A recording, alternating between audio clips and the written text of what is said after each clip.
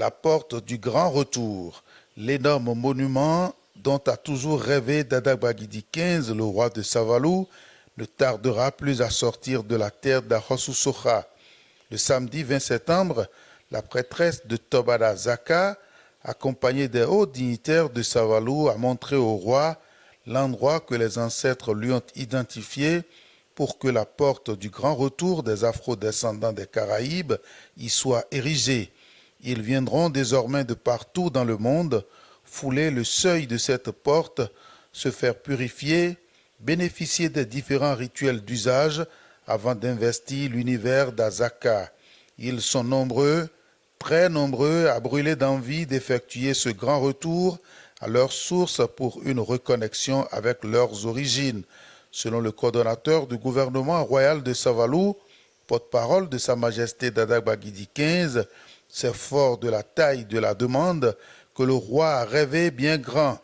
En pensant le projet, le souverain et son entourage lui ont conféré une dimension et une envergure mondiale.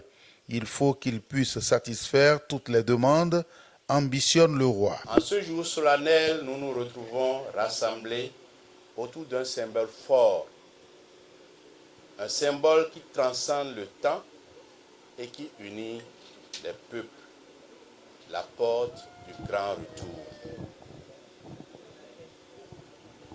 Nous arrêtons ainsi le symbole du non-retour et nous ouvrons grandement la porte du grand retour.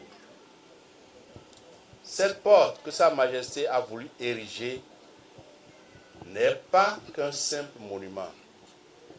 Elle est un appel de la mémoire, une main tendue du présent et un engagement pour l'avenir. Elle est d'abord un appel de la mémoire.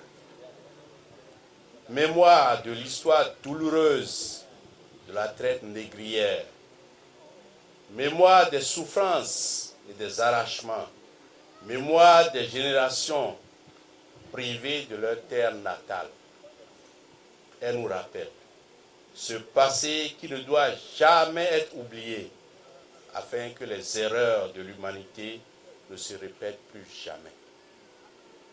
Elle est aussi une main tendue du présent, car en érigeant cette porte, le royaume de Savalou affirme haut et fort que nos frères et sœurs d'Amérique, des Caraïbes, d'Europe et d'ailleurs ne sont pas des étrangers ici. Ils sont et demeurent des fils et des filles de cette terre.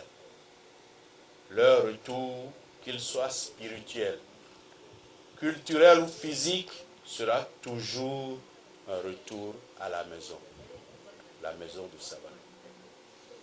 Enfin, cette porte est un engagement pour l'avenir, celui d'un royaume ouvert, accueillant, où l'unité africaine s'incarne dans les actes. Sa Majesté trace un chemin nouveau pour bâtir un avenir commun, fait de dignité, de solidarité et de prospérité partagée. Chers frères et sœurs de la diaspora, ce monument est votre.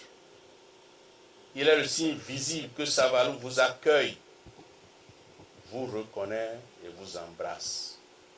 Vous avez une terre, vous avez une maison, vous avez une famille ici.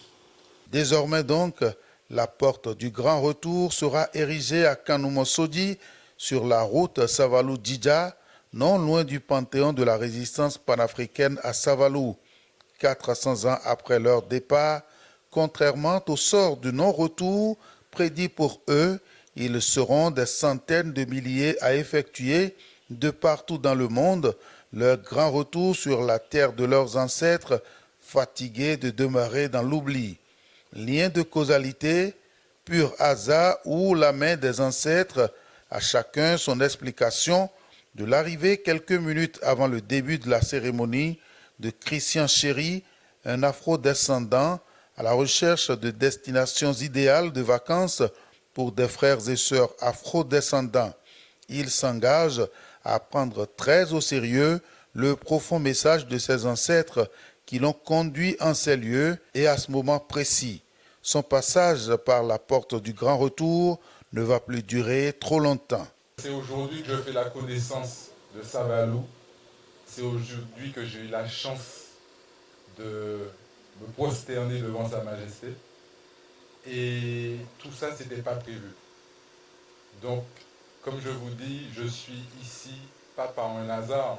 C'est la divinité,